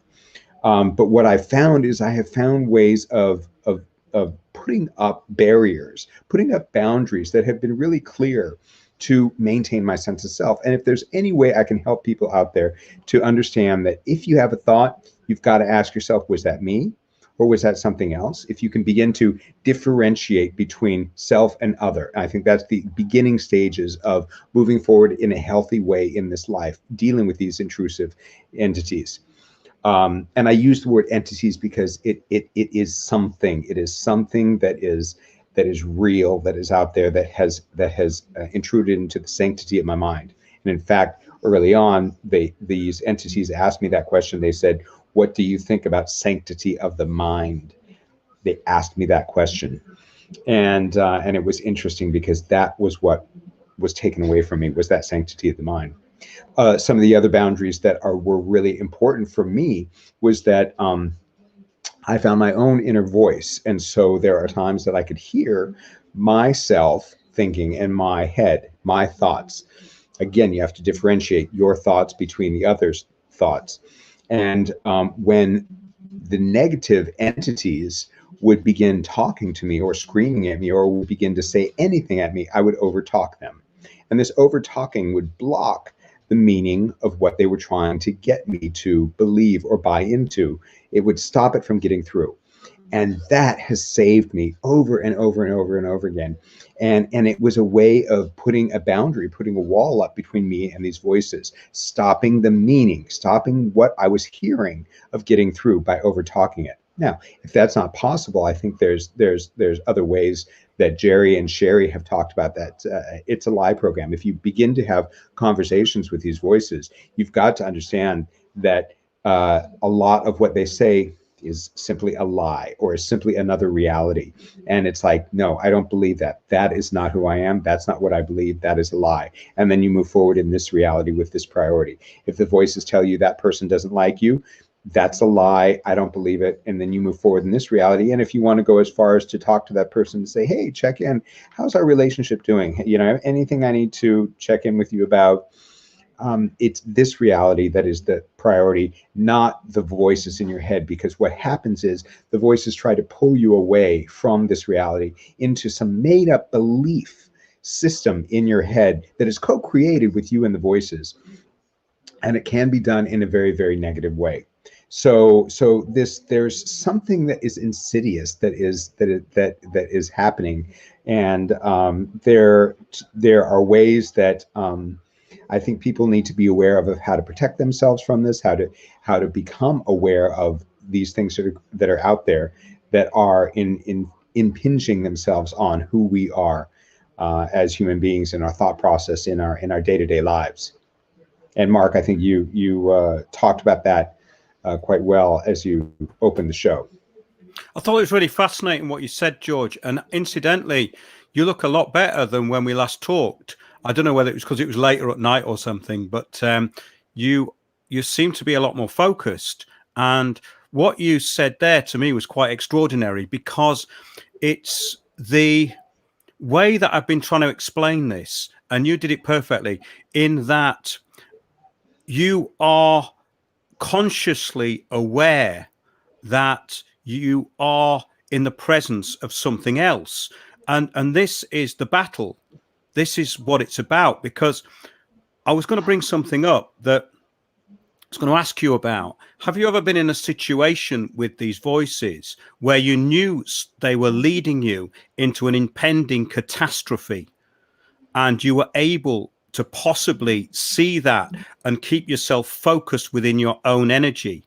And I did experience this once with someone around me who was having a very serious episode. And I knew that it was a life and death situation. Yet I was basically just holding on to my own sanity and my own awareness. Have you ever experienced anything like that? I think there's a lot of times that the voices want to take me down paths that are very dark, that are very paranoid, are very insular. And I immediately, what I did, and I think again is a saving grace, is what everybody needs to do, is you need to check in with a loved one. You need to check in with a therapist. You need to check in with somebody in this reality and say, here's what I'm thinking. You know, what is your reaction to that thought? And I would, when these intrusive voices, when these intrusive thoughts would come into my head that were very dark, I would say, this is what I'm experiencing and hearing right now. What do you think of that? And a lot of times the reactions I would get were, that's awful. That's crazy. That, you know, God would never do that. Jesus would never do that. This isn't loving. This isn't something that that a loving direction, an open direction of being is. And so talking about what I was experiencing constantly, I never hid what I was experiencing. And that, I think, is so important, because these voices are insidious. They're constant. They're every single day, every moment of your day. And they can build these stories up very slowly, these belief systems and these belief structures up very slowly. And you almost don't realize that it's happening until you're at this point where you have built up enough belief that it flips you into something dark, into something negative. And I never got that far, because all the things that I was doing along the way, talking about it, maintaining my sense of self, checking in with friends, doing talking them, doing the It's Alive program, and using prayer and spirituality. Prayer and spirituality was huge for me, and I really believe in the power of prayer, and and how my own spiritual body early on in this process was compromised horribly, and how this is my recovery through that. Yeah, that's brilliant, because some people who have this happen to them when it comes in, especially through abuse, which they have no control over, it's a lot more catastrophic, because they literally do lose a lot of their own cognition and ability to react in any way against it. They basically have opened up a channel, and this is a very dangerous thing, and something that I've looked into. It sounds as though you always stayed kind of on the right side of things and weren't drawn into anything catastrophic. That's what I was trying to get to, because your work as a therapist obviously seems to have helped you in that you looked at this whole thing rationally, which is what I find very fascinating, because you don't leave any areas that are ambiguous, which I think is extremely powerful. Your reinforcement of the That's a Lie program, in other words, when these intrusions come in and you say, that's not me, that's a lie, that helped a friend of mine to stay alive. It was very harrowing. I've talked about it to Jerry, but it was a life and death situation. There were injuries and it was very close, but I managed to stay completely strong on the end of the phone. But what I got was this terrible feeling of electricity invading me in a very dark way.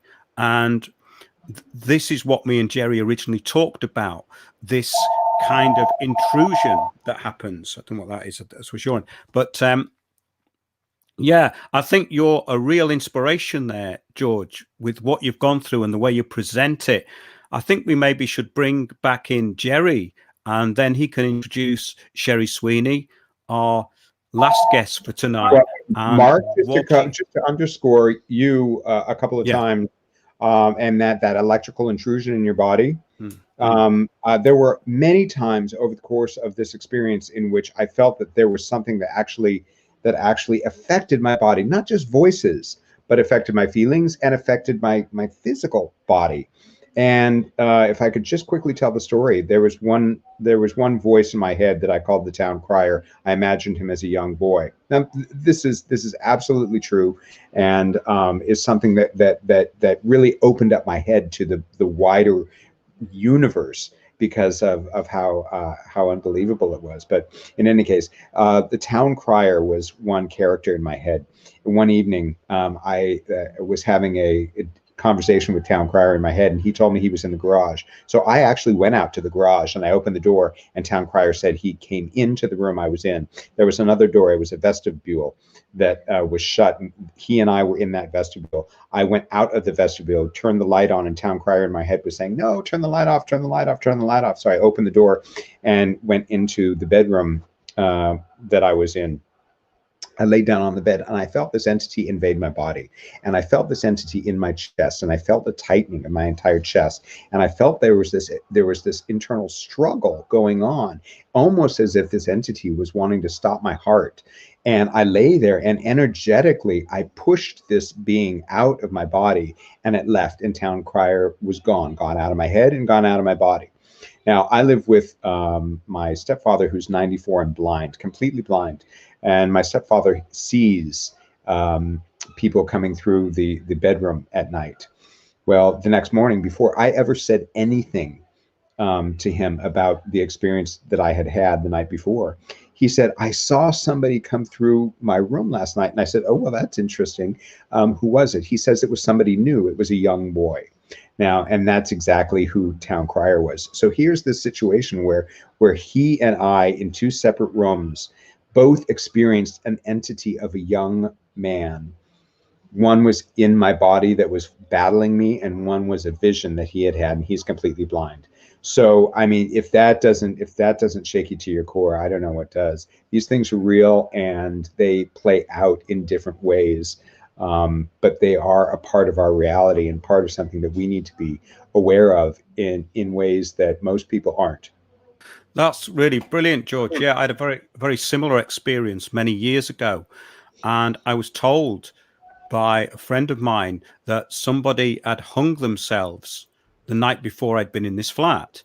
But I don't think that's necessarily what was attacking me. It's very interesting to try and find out really what's going on here, because I think some people get attached to these entities, or this entity had attached itself to a friend of mine, and basically it jumped into me. And I had a very similar experience to what you're talking about. It was like a blue-black kind of energy that attacked my chest. It just went in. It was like a force that hit me in the chest, as though it was trying to get into my body. And it bounced off. And that's what I'm talking about. If you open yourself up too much and get out of control, or through this abuse, I think the abuse just absolutely degenerates the energy field. And these things can just jump into people. And that's when they become possessed over time, because they're not dealing with it. And these things take more and more control, especially if you have low self-esteem, because that they often, in my experience, people with low self-esteem or have had abuse or trauma or drugs to a great extent, that's what opens the gateway. So we're talking about gateways here. And what we're trying to say tonight, I think, is that these gateways can be closed and you can protect yourself. Would you just like to finish off there, George? Sure. And I think when you talk about these gateways being closed and protecting yourself, if we're talking about negative entities, the opposite side of that is positivity or love. Or how do you deal with negativity? We are living here in America. We're living in such a time now where there's such anger and such violence and such hatred, and we are a country that is divided in so many ways. And it makes me think how many of these entities are just constantly just inciting this anger and building this anger up in each one of us, to cause these reactions in these situations that we see around us. And I think it's interesting at the same time that we have trauma-informed care that is coming out, and that is slowly being opened up to the public as a new perspective and a new way of being, understanding trauma, understanding how a person, it's not what's wrong with you, but what happened to you. And how can we move forward in a more loving way? And I think that's the bottom line here, is to hold love in your heart, to deal with these entities in a way that is neutral or loving to yourself, and that holding on to a respect for yourself, a love for yourself. I think there's many different ways that one can attain that perspective, whether it's through religion, spirituality, or a loving family. But having that in your life is one way of healing these spiritual wounds, or these traumatic incidences that actually are what you had used the word gateways, where this negativity can come in and just rip apart your sense of security in this reality, where you can begin to become paranoid, where you can begin to have fear run your life. And that's what we don't want, is we don't want fear to run your life. And I think that was one of the big things that I held on to, is whenever whatever the entities were telling me, were trying to make me to believe, that would cause fear, I would let that go and say, I don't believe it. It's a lie. And it kept telling me that this is a life sentence. This is a life sentence. This is a life sentence. I said, no, I don't believe it's a lie. You're going away, and you will go away. And they have. And so that fighting that fear, holding that sense of self, holding on to loving thoughts, and being the best that you can be, is the thing that pulls you up and away from this negativity. And I think we all have to hold on to that in ways that support each other. One of the biggest ways is living for others. You can't be selfish. You can't just live for yourself. You have to live for others. And this is my way of putting something out into the world that is true, that it's a true experience for me. Here are things that have helped me, and here are things I really actually believe that can help us, all of us, fight against the negativity that energetically affects us. And I think we have to do that on a daily basis, because we all get pulled down, and we get mired in how these entities affect us. We're spiritual beings living in this world, and we cannot forget that we are spiritual beings, and we do. And I think these voices are ways to remind us that yes, we have to stay connected to our spirituality and to our sense of connection to each other in a way that's loving, in a way that's supportive, and a way that's helpful. That's brilliant, George. I think you've summed up that perfectly, and a great time now to bring back in Jerry and then Sherry. I think Jerry should introduce Sherry, because Jerry and Sherry have actually worked on a book, and I think we should talk about that too. So I'm going to bring in Jerry. Thanks, George. If you can just take a bit of a rest, we might bring you back in to sum things up at the end. Real bad on my screen, George, or Mark. So I can barely hear you sometimes. Oh, right. Sherry, Okay. Your microphone is off, Cher. So we're just now going to introduce Jerry and so, Sherry. Have we got you both? Yeah, you got me now. My electricity went out here, so I got kicked off. I had to come back in. Oh, right. Okay. Well, let me quickly cap off with some of the stuff George said, and then we'll move on to Sherry here. But, you know, while I was working in the prison, the prisoners would tell me that the voices would tell them which houses to rob, when to rob, which window to go in, generally where the loot was, when to leave, when the people were up, where to hide. You know, I had one tell him where a giant sesame marijuana field was in Northern California. He drove from San Diego to way up Northern California, followed all these back roads and dirt roads up to the base of this mountain. You know, voices guiding him all the way. 4 hours later, he walked up the mountain and he found this giant sesame pot field. So they know things that we don't. I had prisoners tell me that the voices would tell them where to be and when to be there to get some more amphetamine. And a total stranger walks up and has the amphetamine. You know, I had one in the ER told me that as soon as I walked into the ER, her voices told her, this guy's dangerous, stay away from him. So, you know, they know things. It's like Castaneda says, they give you their mind. You know, this is like a mind virus. And as George said, he attacked the voices. He fought back against the voices. He went off the drugs. When he disrupted and weakened those voices enough, they started disappearing, but it was a battle. So he wasn't putting, you know, the responsibility on psychiatry and say, give me a pill, you know, I'm helpless, I can't do anything about this. He took an active role in standing up to and fighting the voices and separating them out. Now that's real difficult, because I've had scores of patients ask their voices, who are you? What are you? And they would say, we are you. They don't want you to know that you have a separate mind. We've been taught from the time we were born that whatever thoughts come in our mind belong to us. And they're playing full advantage of that.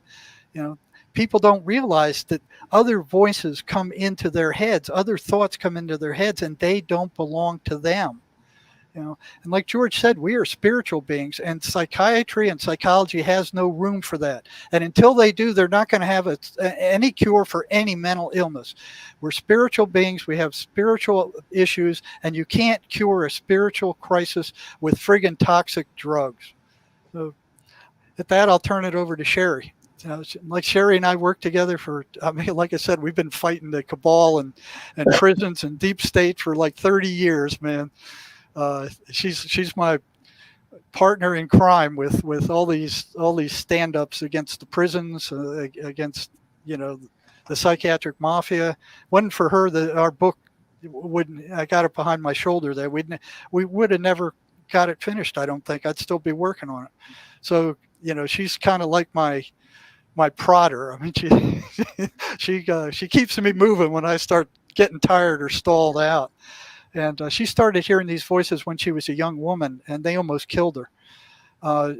She refused to take drugs. She analyzed the situation kind of like what George did, took responsibility for it. And I'll turn you over to her. She's very smart.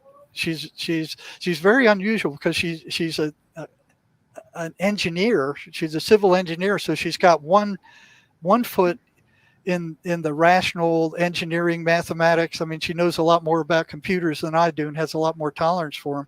And the other foot is in the spiritual world. So she's a unique combination that is incredible. And I'm always impressed by her. So I'll turn over things to her right now. Let her tell you her story.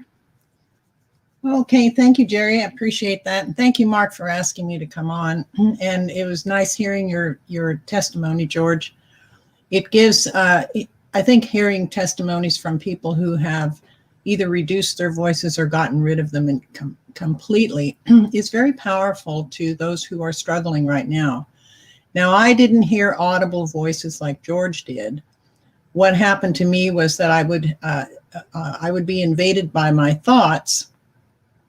And the thoughts that came into my mind were not my thoughts. They weren't things that I was thinking at all. They would pop in, they would do their damage, and they would affect my body and my thinking. You have to know too that I was brainwashed when I was little through torture. And so I had the brainwashing to deal with, and then I had the voices to deal with at the same time.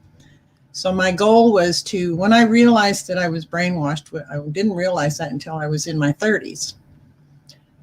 When I finally woke up to that, I thought, oh my God, I'm brainwashed. What do I do? How do I stop this? Because I noticed that I was having reactions to certain things that were completely out of proportion to what was happening in whatever situation it was. And then I had this memory block for the first 13 years of my life, which was when the torture happened. So not having any memory of that, it's the torture and the brainwashing still affected how I acted around people and in public and in my life. And I didn't know it.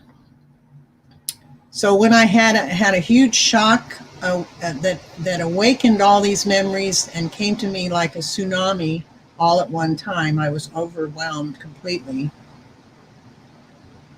And when that happened, I thought, I didn't know what to think, because these memories just came flooding back, and they were horrible, horrific memories. Hey, Cher, tell the story about the baby in the orphanage with the hot water, where the voices or the thoughts were telling you, and how that came about, and how'd you respond to that?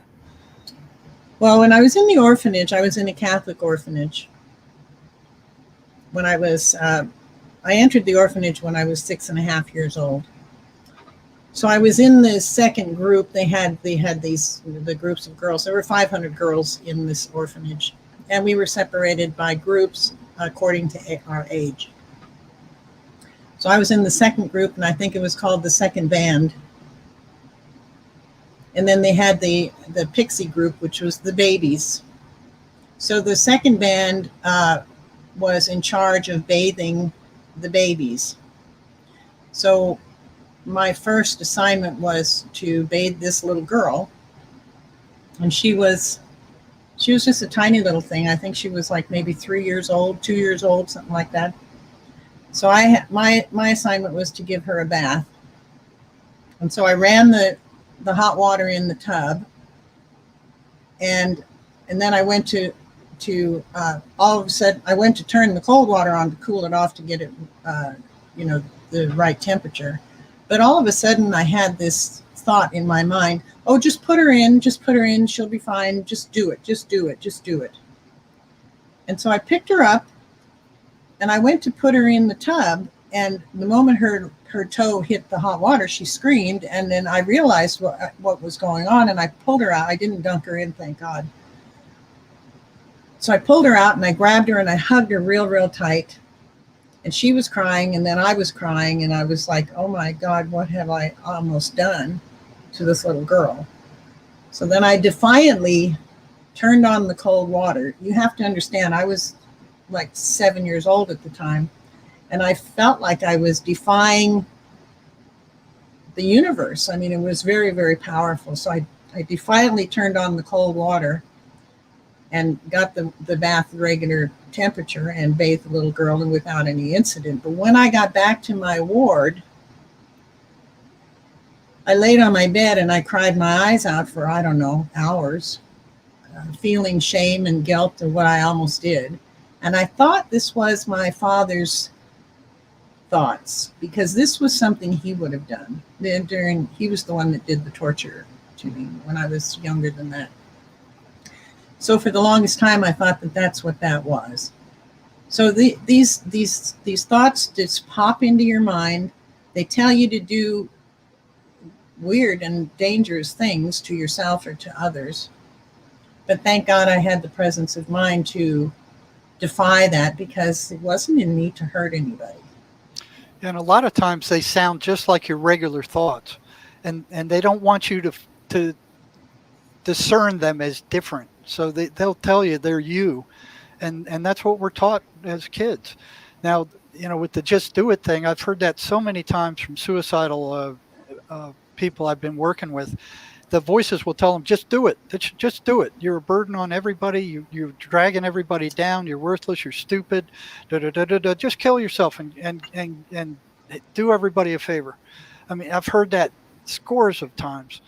And the other thing is after the voices attack, there's generally an energy drain where the person is drained. I mean, just eviscerated. Their energy is gone. I've had some prisoners say they couldn't even get out of bed. And that's very consistent. So you guys want to say anything about that? I'm sure you've experienced it. Well, yeah, I mean, when the thoughts, I'll call them voices, but remember that they were not audible voices for me. But they sound just like your thoughts. Yeah, they sound just like my own thoughts. But the intention is very different. So you hear a thought in your head and you go, God, that's awful. I'd never do that. And its intention is way different from what anything you would ever do or even really entertain doing. That's right. Go ahead and tell about the energy drain, Cheryl. Well, yeah, I mean, that's a real thing, that our bodies are our energy. And so when you go into a negative state of mind and they suck your energy out, you have no life energy, hardly any life energy left to function. So these things are parasites, and I've had scores of patients tell me they could actually feel their energy leaving when they were under attack by these voices over and over and over again. It was so consistent that I'm like, what is going on here? What is going on here? And I always thought it was because of the anxiety that these things cause, because they can cause an awful lot. And then, I was over the jail for the prison where the nastiest of the nastiest were one day. And there were two prisoners together, and one was psychotic and one wasn't. And the one who they were in the same cell under the same conditions, feeding the same food, everything. I mean, it was a perfect experimental situation. The guy who was one guy was psychotic, the other guy wasn't. The other guy, the gangsters wanted him dead. They had followed him into that facility. They got in trouble so they could kill him. And then he's locked in this room with this flaming schizophrenic who had no medication standing over him 3 a.m, staring down at him. And the gangsters on the outside sending messages under his door telling him they were going to kill him as soon as he came out. So you couldn't be under too much more stress than that. And I interviewed them one after the other, after both in the same cell, perfect experimental situation. The guy who was not hearing voices had 10 times more energy than the one who was hearing the voices. And I walked out of there and I went, it's not anxiety. It's not anxiety. The voices are taking whatever these things are. They're withdrawing the energy from these people. They're taking it. So what I'd like to focus on is what these beings are. They've been with us for thousands of years, as Mark has talked about. When I first learned about the Nagamati library, and that the books were talking about the archons being our rulers, our leaders, I thought, because prior to that, all I could call them was entities. But when I discovered what the Nagamati library papers were saying, I just said, oh my Lord, they have a name. You know, that was my first introduction to that they actually had a name. So anyway, these things have been with us since the beginning. And it's time for the information to come out to the public to let everybody know that everybody is attacked in one level or another. And anytime a person has a negative thought about themselves or about others, that's not coming from them. That's coming from an attack from these entities that comes from the outside in, not the inside out. And it may be subtle for a lot of people, and it's severe for the schizophrenics. That's the top end of the severity. But they have invaded everybody on this planet, and they have invaded our current political leaders and corporate leaders, and they are driving the actions on this planet that we're seeing today. I'm convinced of that. I mean, I am too. I see it all the time. So I don't want to get into the politics because all of that is baloney, because it's driven by these entities, and they're having a field day. They're having a major feast on everybody who is frightened about the lies that are being told by mainstream media and some alternative media. They feed off of negative emotional energy. That's what they suck. They can't stand positive energy. So they generate that by the crap that they put into your head. And everybody experiences these things from time to time. A thought comes into your head that's just horrendously negative and nasty. And you go, where did that come from? It's obvious it doesn't belong to you. But nobody asks, where did that come from? You just assume that it's yours because that's what you've been taught all your life. Right.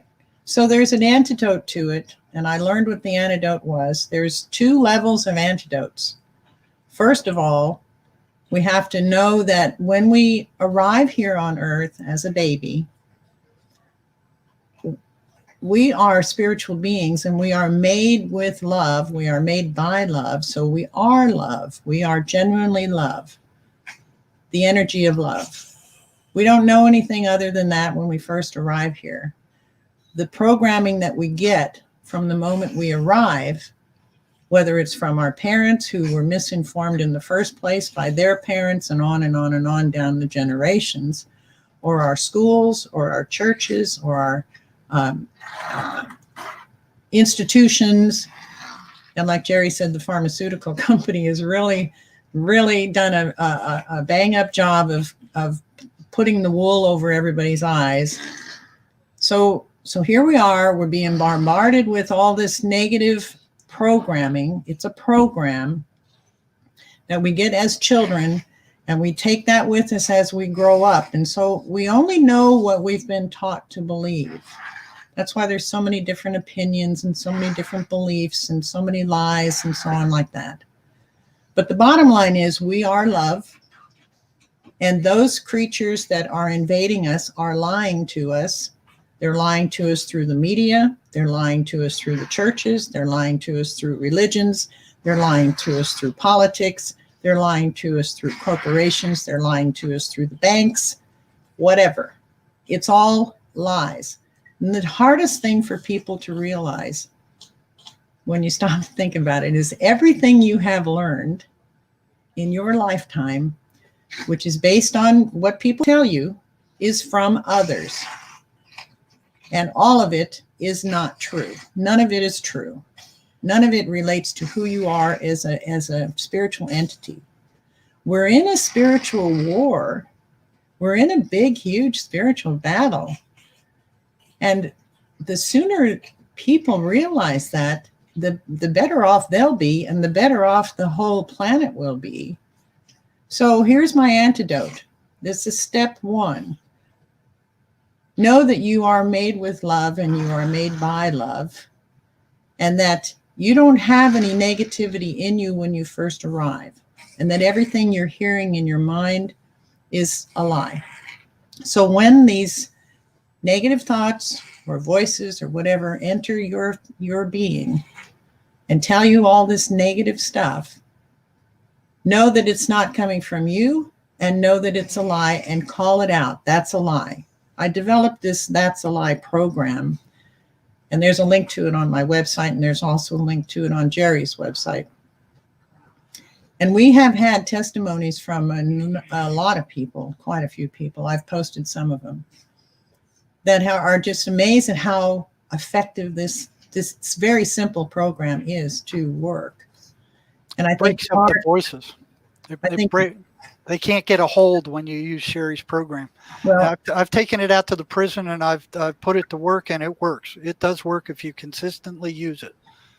Right. So then the second evolved step that I have found is when I get up in the morning, one of the first things that I do is before I even get out of bed is to say, I am love.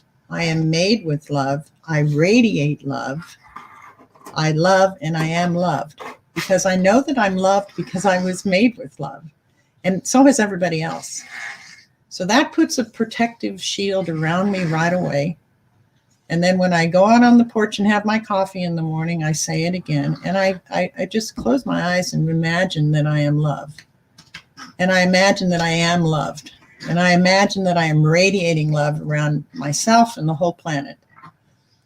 So I think if more people did that, we would see a reduction in the negativity on this planet. I believe that the truth is coming out from all the politicians and stuff like that. All that stuff is coming out. I don't know if we're in our end times or not biblically, but it sure feels like it. And I'm not I studied the Bible from cover to cover, and I studied the Nag Hammadi library, not from cover to cover, but a lot of it. And I've studied ancient scriptures. And it's possible that we're in the end times. I don't really know, but it feels like maybe that's what's going on. But whatever it is, I know we're in a spiritual battle, and it's time for everybody to realize more strongly than they ever have how important all these lies are that are being told to them. They're all lies. And so we are not our physical body. We are more than our physical body. You need to tell psychiatry that. Psychiatry is run by the entities, and they're not going to listen. You're right. Psychiatry is a gateway, one of the gateways to realizing the truth of who we are. So that's my message to everybody. You can get rid of these voices. You can get rid of these negative thoughts.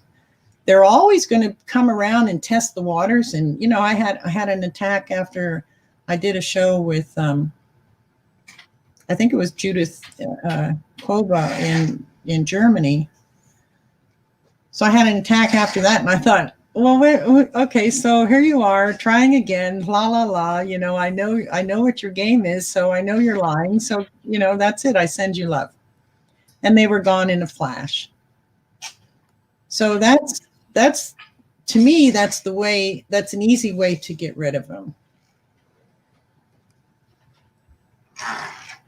Yeah, you have to fight back against them. And until psychiatry realizes, and the medical field realizes, that we're spiritual beings, especially in psychiatry, they're not going to have a cure for any kind of mental illness. So everybody hears these things, and they will try to drive you or steer you away from any positive spiritual pursuit. You got something more important to do, or don't read any kind of spiritual book. They'll try to drive you away from your creator in any way they can.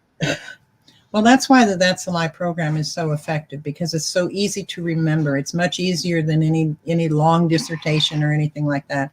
So when they try to distract you, and they're distracting millions of people on the planet today, but if we can get the word out that there is an easy way to remember, And even if you don't think it's a lie, even if you don't think it's a lie, but you're having a negative thought and you say that's a lie, and you keep it up and be consistent with it over time, you'll realize it's a lie. And then you'll realize that these thoughts and these voices are not yours. They're not yours. They don't belong to you. So don't own them.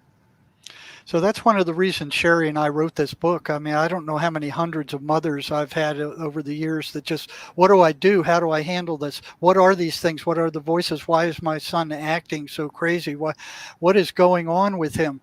And they go ask the psychiatrist, and they all they get is, well, his brain is now broken and he's got to take these toxic pills for the rest of his life. So what we've done is piece together what is actually going on with these people and what these things are, where they come from, and how to handle it. And we wrote this book together here. And you can get it on our website at jerrymarzinsky.com. And George, if you would, you read this, and would you give listeners your impression of what was the reaction of you and your voices? Well, how did the voices react to this, and how did you react to the information that was in this book? First of all, I think it's anybody who's interested in voices or the field of mental health, I think it's an excellent read, and it's a great way to begin to have some perspective on what that experience is. Working with you, Jerry, it has been an interesting roller coaster with the voices, because so often what the voices say is, this is not what we want. This is not what we want. Yeah, no doubt. They probably don't like me very well either. Right. But I think, when you're dealing with putting up boundaries with entities that are of a realm I am not clear about, but those boundaries create conflict. And that conflict comes through. And when I get that conflict, I say to myself, well, that's not of a loving being. If I go against what an entity is saying, and then they come back and they berate me, or they give me conflict, or they talk down to me, I know that I've done the right thing. And I think one of the important things about Sherry's program, the It's a Lie program, is that it helps you maintain your boundaries. And I think that's what we have to do, because these voices, these thoughts, this energetic component, it has influence. And if it influences us in a negative way, and if that's what its motivation is, then it's winning. And we can't have that. We've got to have the influence, the strength, the inner strength, and the boundaries to move back to positivity, to love, to respect, and to sanctity of the mind. Yeah, one thing about the That's a Lie program is when you work it enough, you're actually reprogramming your subconscious, which is allowing your conscious mind to be more present. So because your subconscious is programmed with all these programs that you've received since you were a child, and those are like they're like tape recordings. They can be erased. They can be reprogrammed eventually, but that takes an awful lot of work. So you have to start with at least that's a lie. And if you keep it up over time, you not only get rid of the voices, but you reprogram your subconscious to the point where, okay, I now know that everything that I learned as a child was a lie. And I know that I'm not the person that I was told that I was, because as a child, I was told that, I'll never amount to anything. I'm no good. I'm a bad person, blah, blah, blah, just like everybody else who's heard voices or had negative thoughts, and why don't I just end it all and save everybody a whole bunch of trouble and so on like that. And we've all heard these thoughts at one time or another. Some people, unfortunately, follow through with that. And that's really a tragedy, because those thoughts were not theirs in the first place. So it's important to start working at this, because you eventually reprogram your subconscious. And that's a huge thing for those who actually do it. They notice a big, huge change in their life. And, the people that were negative around them seem to disappear. And then good people come into their lives. Yeah, got to be held in mind that these things feed off of negative emotional energy. So if you look at the pattern and the content of what they put into your head, it is all designed to produce fear, guilt, shame, all kinds of negative emotional energy of all kinds. That's what they feed off of. And you look at the bigger picture of what's happening now on the planet. Look at what we're being told. You're going to die. You got coronavirus. You better put these dirty rags over your mouth. Everybody's dying. The emergency rooms are full. China was showing pictures of people dead on the street. 5 billion cases all over the place. People dropping dead in the stores. I mean, it's all designed to generate fear. Yeah. So they're operating, like Sherry said, they're operating through the politicians right now. They're operating through the governments. And they're trying to gain more and more power and more control, which is their two MOs. They want power. They want control. And that's what the individual voices do also. And George can probably talk to that. Their entire existence is striving for power and control over the individual. Do you want to say something about that, George? Yeah, they made it very clear to me at one point. We initially, as I said before, started with some kind of an amiable relationship where I was actually conversing with them, and I was working with them and was opening myself up to their inquisition, as it were, in a way that was relational. Well, it got to a point where they began mandating dictates, and they said, "Well, you have to be vegan." I said, well, I'll try being vegan for a while, which I did. I actually tried for a very short period of time, but it's not me. It's not who I am. So no, I'm not going to be vegan. And as soon as I went against their dictate, they got angry at me.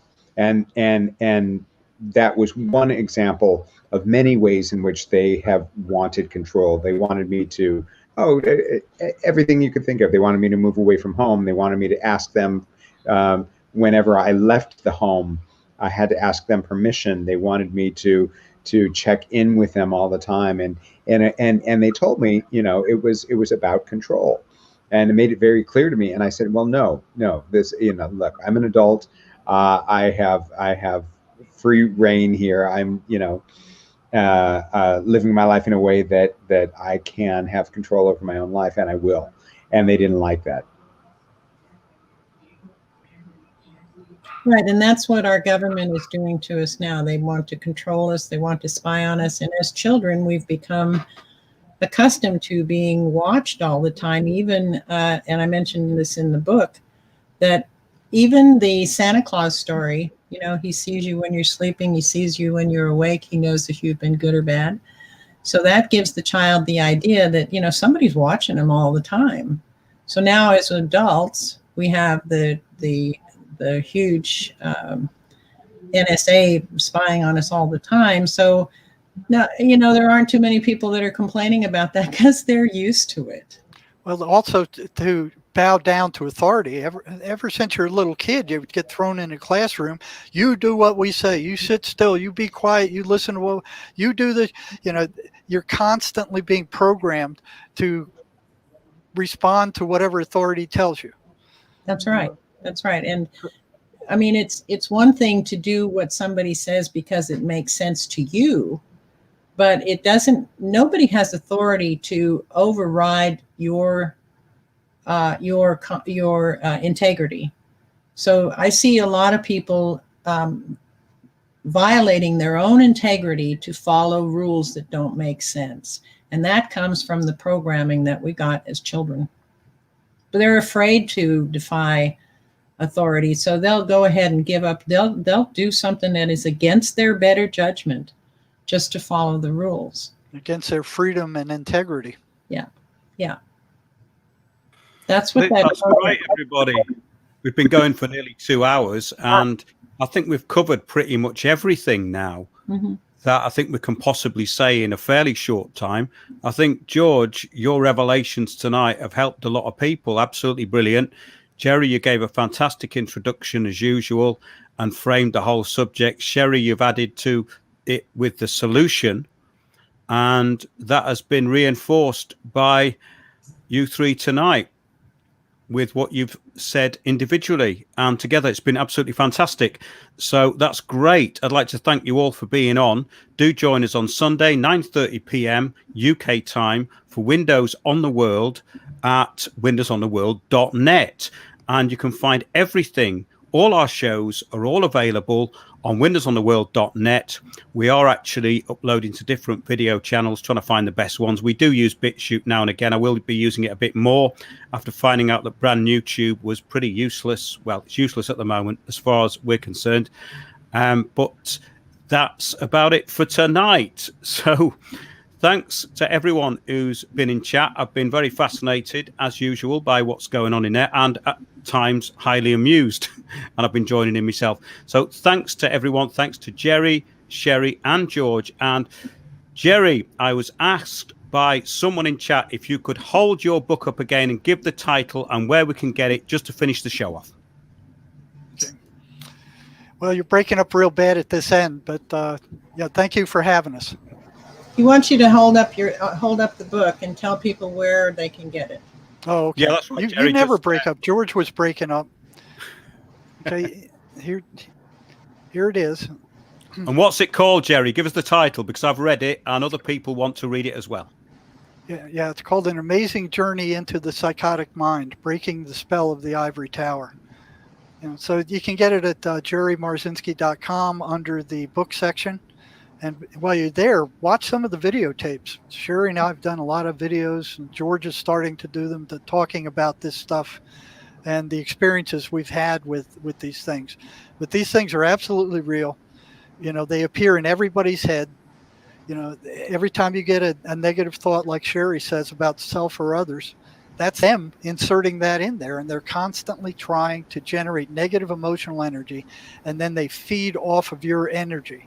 And I don't know how they get it out, but I've had prisoner after prisoner tell me they could just feel their energy leaving when these things were attacking.